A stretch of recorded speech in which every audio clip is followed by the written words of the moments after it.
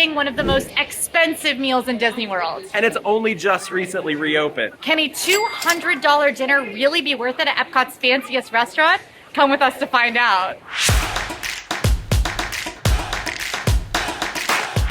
Monsieur Paul is a gourmet restaurant serving classic French cuisine here in Epcot. It is located kind of tucked away in a corner in the France Pavilion, a little difficult to find, somewhat hidden. It was actually developed by renowned chef Paul Bocuse, who first opened Les Chefs de France at Epcot in 1982, which was the first Bocuse-affiliated restaurant in America. Paul Bocuse is actually heavily awarded, including several Michelin stars. Something to keep in mind about this restaurant is it is a signature meal. It is extremely expensive and fancy. There is a dress code, although it is not as strict as it has been in past years. I was shocked today. We've decided to dress a little fancy, but pretty much the dress code is clean, neat, and not swimwear now. Yeah, don't wear a swimsuit. That's the only real rule. Which I will say, if you're going to head to a fancier experience in Disney World, I do recommend dressing up. It feels good, it's nice, and it helps to keep the atmosphere nice for you, and for you to have a really nice, elegant evening instead of wearing, you know, your park clothes, if you can help it.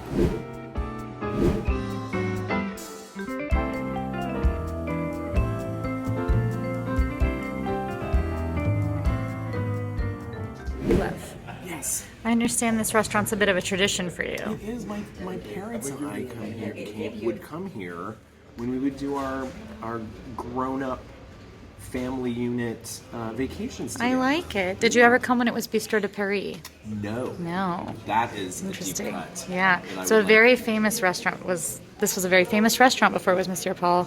Bistro de Paris, similar vibes, very fancy. Chef Bocuse still. Not much has changed, but. Another very exciting thing about the Monsieur Paul reopening is that it does have a new prefix menu here. There used to be that you could choose between a prefix on the appetizers. Now we have the prefix for that whopping price of $195. It is 5 courses, and it is the gastronomic meal of the French, as inscribed in 2010 on the representative list of intangible cultural heritage of humanity. I'm not sure what that is, but it sounds very fancy.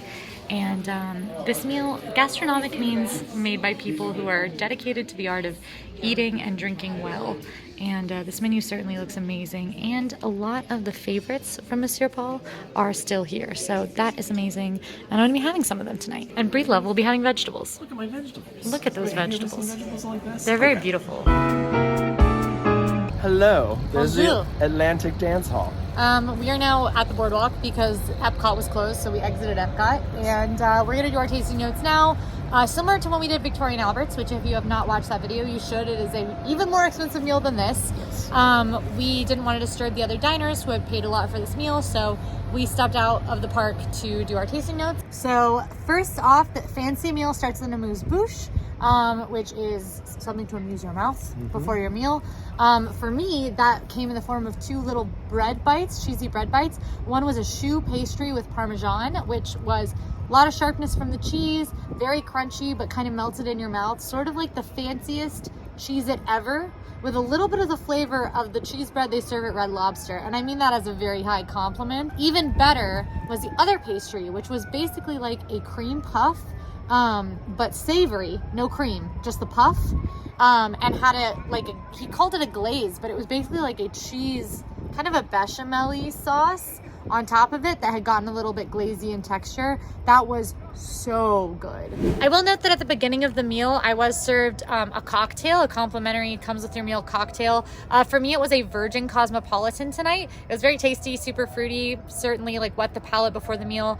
I know that in the past it has been glasses of champagne. I think that will probably be the case in the future. It was opening night. There were certainly some kinks they were working out. The tapenade and tomatoes and the braised fennel. Oh my gosh, the fennel, of course. The braised that we fennel. thought was artichoke, but it was fennel the whole I time. swore it was a shocker. Fennel the whole time. And then it had that rosemary, did they call it something? Rosemary sauce? It was rosemary and orange jelly is what they called it. Ooh, that was rosemary and orange jelly. That makes me like it even more. I really loved it. I mean, doing a tapenade inside a tomato without having like the little crostini like you would normally have it, where it's like all chopped up together. Yeah.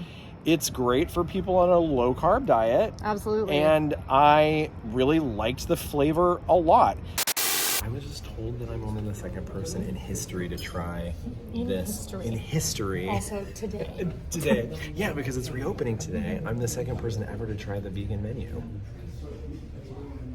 Literally beautiful little cherry tomatoes stuffed with minced olives from the south of France. It's very good tapenade. You can tell they're chopping it back there fresh. I've never had tapenade in a tomato.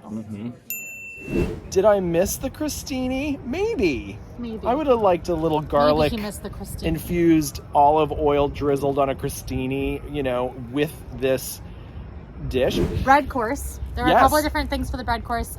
They had a regular French baguette, which we forewent on the regular French baguette because it is the same French baguette that they make everywhere else in the France Pavilion. In fact, all the bread in the France Pavilion is made in-house. So I instead went for the Parmesan bread. You went for the olive bread. The Parmesan bread came with butter that had Monsieur Paul in the butter. That was cool. Stamped in it, which was really awesome. And this was a super crunchy bread, honestly a little too crunchy. I have really dull teeth. I find it difficult to bite through things, and I struggled with biting through the crust of this bread. But when you did, super soft on the inside. You know that scene in Ratatouille when Colette is like, you know how you know that bread is good? It is the sound. And she goes, yeah. That's how I felt, was that it had the sound. So it was good bread. It was good bread. Good. And I ate my entire piece. Also, the bread, you can ask for as much as you want. And the olive bread. Oh, unbelievable. Like, unbelievable. Like, interesting, different, dynamic. It had, you got the really crusty crust. Then you got a really soft, doughy inside. You got these little hits of saltiness from the olives, the little olive pieces that were in it. But then you got this really interesting aromatic spice on the end. Yes. It like came up into your nose. Up into your nose, and you like taste/smelled it like, for like a long time after. I keep getting things that should be for Quincy. What's this? I'm the captain of the cheese brigade tonight. You're the captain of the cheese brigade, but also you love olives. I do love olives. And I got olives in the tapenade inside You're just oliving it up. in the tomato, and now I have olive bread, and it is verified plant-based. So I'm very excited to try this. They do not have vegan butter. They don't have Smart Balance here, but they were kind enough to bring me this little, I believe this is called a ramekin, but anyway, then I am going to use that to eat with my bread. All right, so for the appetizer, aka the hors d'oeuvre, mine was the cassolette d'escargot à la cressonnière sur un emulsion de pomme de terre, which is... Well done. Thank you. Which was escargot, cassolette, and a potato emulsion. It also had a parsley sauce on it, some scallions and things like that. And there was definitely a decided like buttery garlicness to this dish. I really like escargot.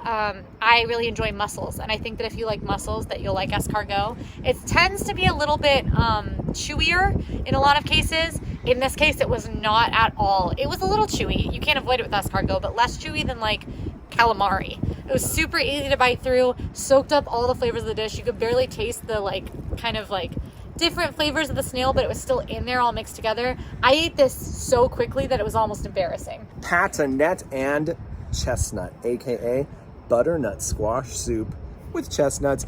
It was really good, and I really felt like this was the perfect soup to transition from autumn to winter, because you've got that classically autumn butternut squash soup flavor. Like it tastes exactly like you think it would, probably with a little less salt than I would have liked. I would have liked a little more salt in this, but you know what? They give you salt and pepper, and I should have used it, but I was trying to be a purist and eat it just as the chef had intended.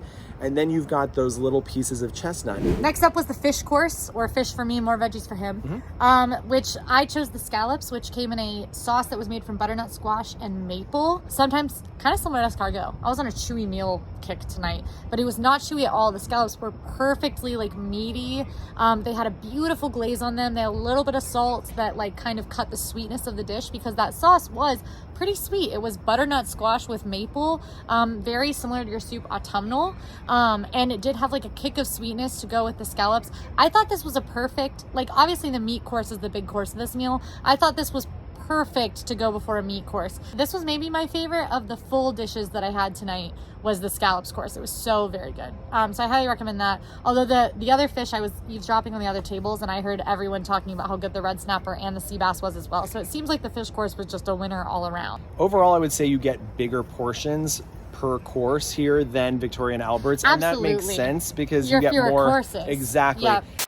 Brief interlude. Couple things to note about this restaurant that are unique to it. Not totally unique, but it is not for kids. Nobody under 10 years of age is allowed in the restaurant, and they do not have a kids menu anymore. So just keep that in mind. It's definitely an adult geared experience. Also, if you do need to cancel your reservation, you need to do it prior to 72 hours before your reservation. Otherwise, you will incur a cancellation fee of $100 per person. Know that this is in your plans when you make the plans, and if you need to cancel, do it in advance, because otherwise you could be looking at big old cancellation fees. Or show up for your reservation. Yeah, or just show up. just go. This was the truffle risotto. This was like incredible. Mm-hmm. I loved this dish so much. The truffle obviously has that sort of, rich, earthy flavor to it. But then it also had the leek that you gosh. thought was lemon. The first bite, I thought that I tasted lemon, Mm-hmm.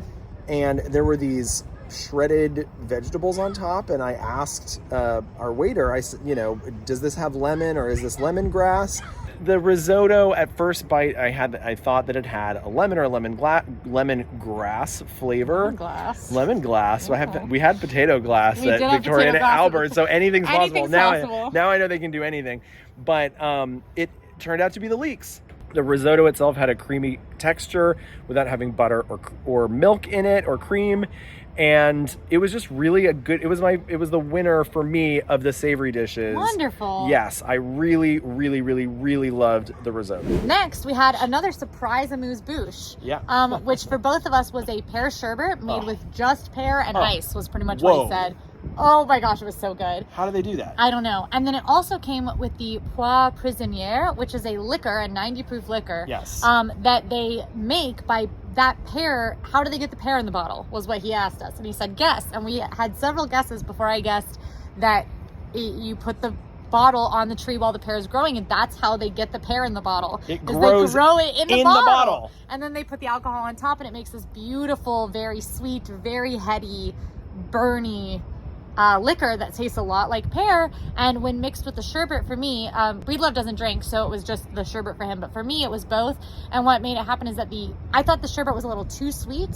The alcohol very much cut that, and the sherbet obviously cut the burn from the alcohol, and it made for this amazing just little transition between the courses. They said that it was designed to be sort of an aperitif to make you want to eat more, which is great because it's right before the meat course. And I absolutely felt that. I usually cannot eat a meat course at these fancy dinners. I'm usually like, oh my gosh, if I put steak in my body on course 4, I'm gonna die.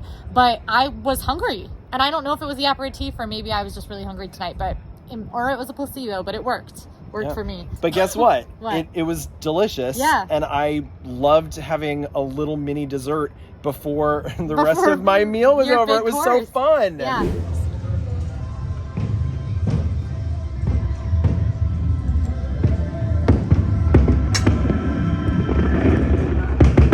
Okay. Final opinion on Harmonious is that it's not, I don't like the barges. Okay. And I think the actual show on the water itself is a little jaw-dropping when you first see it. Fireworks I think are amazing.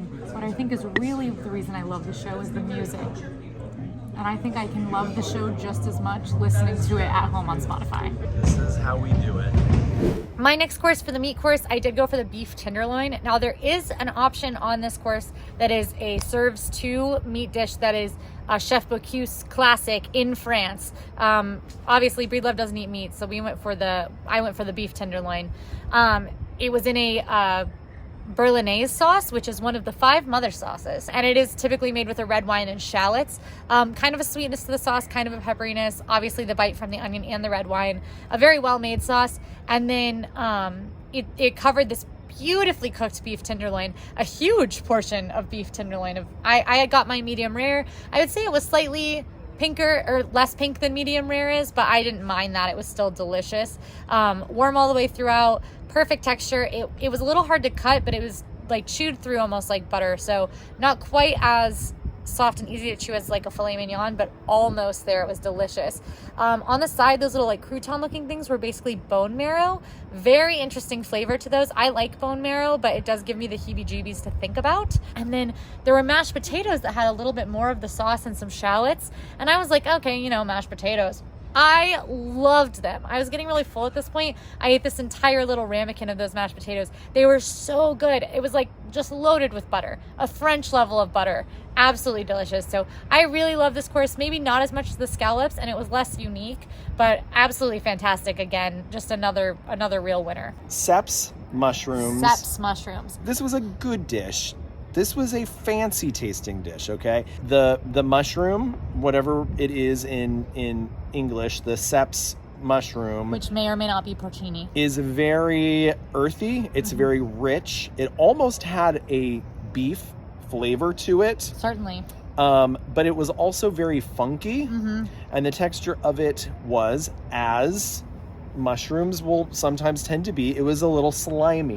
There was definitely a funk to them that I think could be off-putting. And I will tell you that the entire dish took on that flavor. And that's a lot. The roasted veggies, in general are sort of like a tofu kind of vibe, where they absorb the flavor of everything else that you're cooking. That tracks. Not that they are tofu, but that it's similar to tofu, where it just picks up other flavors. And so, like a sponge, all of these finely chopped, cubed kind of roasted veggies, which was really cool to have them cubed like that. A really fun way to eat vegetables, but it was also very much flavored like the mushroom. That makes sense. I know they're doing the hunchback section, and this is really dramatic. But you know what else is dramatic? This mushroom? The wildly intense flavor of this French mushroom. I need you to verify. That's so good. Is it better than hunchback? No. Thank you. Okay, no, I'm sorry. That was an insane thing to say, but you definitely have to like mushrooms still. It's still mushroomy. Because it tastes like the earth. My next course was the cheese course. This one, you had nothing. I sat out this this course. Which was interesting. Yeah, typically there's like something to match every course, but this is just, cheese is only for me. And it was great. There was a cow's milk cheese, a sheep's milk cheese, and a goat cheese. My favorite was the goat cheese. I thought it was delicious. Super soft. All of these cheeses were French. All of them were on the mild side, and I like a really sharp, aggressive cheese, so I certainly was missing that on this cheese plate. But served with walnut bread, grapes, and a fig jam. Amazing things to pair with cheese. So it was a really nice, like, pleasant cheese plate. Nothing to write home about, honestly, but it's nice that all the cheeses were French to kind of keep with, obviously, the gastronomic French menu. Dessert. You want to go first? Sure. It was a house-made brittle. Okay, and it was very delicious. But no butter. No butter, which is so exciting because, like brittle a lot of times will be made with butter. This one is not. And it was accompanying the raspberry sorbet with raspberry sauce and real raspberries. I'm Googling what it was. There was a whole kind of medley of raspberry flavors. It was nougatine. It was a French version of brittle called nougatine. Yep. But if you are a person who doesn't like raspberry, like me, Quincy, then this dish might be a nightmare for you. My dessert was the very famous Monsieur Paul dessert, which is the chocolate sphere. There's a lot going on in this dessert. There's the chocolate sphere itself. They pour a chocolate sauce on top. There's chocolate ice cream involved. There's sort of a chocolate biscuit cake, sponge cake situation inside. And when they pour the chocolate on top, the whole sphere melts away to reveal the chocolate inside and all of the different like wafery bits inside. Texturally, very exciting. There was a lot going on in this dish. I'm not a huge chocolate fan, but I had to get this because it was the number one, like it's the signature dessert at Monsieur Paul. I couldn't go without it. Definitely want to be a chocolate lover to enjoy this one. But even if you're not, it's just exciting to watch the chocolate poured on top and the sphere melt away. That's the most fun thing ever. I watch videos of that on YouTube. And it's Spaceship Earth. And it's Spaceship Earth. Branded with Monsieur Paul. It has says Monsieur Paul, little medallion of Monsieur Paul. And that was very good. And mine came served with a port wine, but French is what he called it. And this was, of course, a sweet dessert wine. This one had the most delicious kind of cherry strawberry flavor to it. Your dessert came with a non-alcoholic beverage that they created for you. Oh, it was so interesting. So this beverage, all right, it was green. Okay. And it was mint flavored. And had sour mix in it. It had sour mix. I didn't get really a lot of any of the sour mix flavor. All I know is, friends, I loved my night so much. I loved everything. I loved the whole experience so much. This beverage, to me, I'm gonna have to unfortunately describe it as like a watered down mouthwash. It actually kills me. It kills me to have to talk about it like this because I love everyone there so much and I love the experience. This is, again, opening night. A couple of the things that he was eating and drinking were developed kind of in the back just for him, quote unquote. And he was the second person to have ordered the plant-based menu and maybe the first to have done non-alcoholic. In history. And ever, literally, because it's brand new. Because it's a brand new menu. Yeah. And so a lot of this was made up, and I think that this one was just maybe a miss for them. And then finally, there was sort of a final amuse-bouche. They literally didn't stop coming. Our waiter kept saying, "I've got another surprise for you." And we were like, "Okay, Cyril." He brought out these very good orange and chocolate macarons, and then basically little mini versions of the chocolate sphere that were the spongy cake from the chocolate sphere with a little bit of chocolate on top. I love stuff like this at fancy restaurants because often you can ask for a box and take it home and have a little bit of that fancy experience at 1 a.m. when you wake up and you're hungry again. I sat this one out again. Yeah, you did. This was another one where I didn't. I just got my minty cordial. Yeah. And it was, I would say, throw us a bone. Yeah. Throw you a bone. Little Give something, him a walnut or little something to chew on while our friends eat the macarons. Yeah. But yeah, this might be a good time to bring up that in our particular situation tonight, taking into consideration certain courses were missing. Yep. And that it was a brand new menu. Brand new menu. I received the plant-based menu priced at something I would call it maybe an experimental pricing. Maybe, yeah. So basically, my meal was the standard pricing of $195, which includes those the alcoholic offerings of the pear and the port wine, and then the entrance cocktail when you come in, as well as all the food.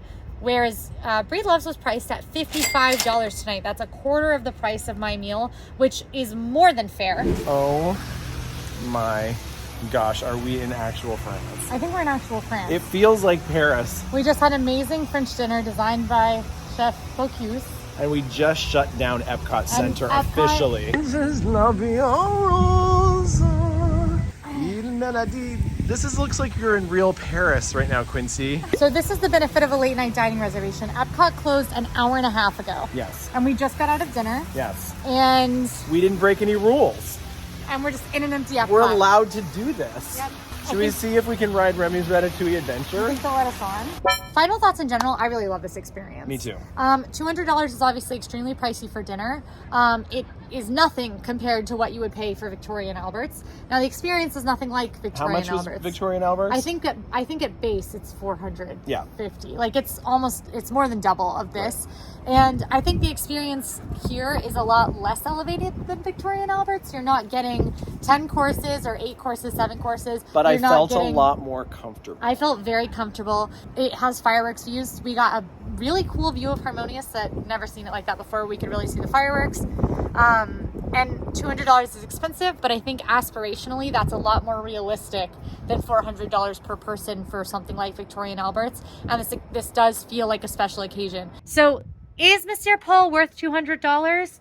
I think in certain circumstances, yes. In others, no. I think that the food's amazing and the experience is amazing. And if you are someone who is into fine dining and wants an experience like that, then yes, it is. Keep in mind, it also requires a park ticket. But I think that this can be worth $200. I obviously don't think it's maybe like a one-time thing for most people to do a $200 meal. And I also keep in mind that you are using 2+ hours of your Epcot day, which you probably paid to enter the park. So keep that in mind as well. But I think if you're looking for a fine dining experience, you want to try some amazing French cuisine in Epcot, I preferred this by leagues to Chefs de France. I would rather pay $200 to go to Monsieur Paul again than the $60 it takes to go to Chefs de France. If you like this video, go ahead and like and subscribe. Now go watch a review of Victoria and Albert's. See you there. Something is happening here.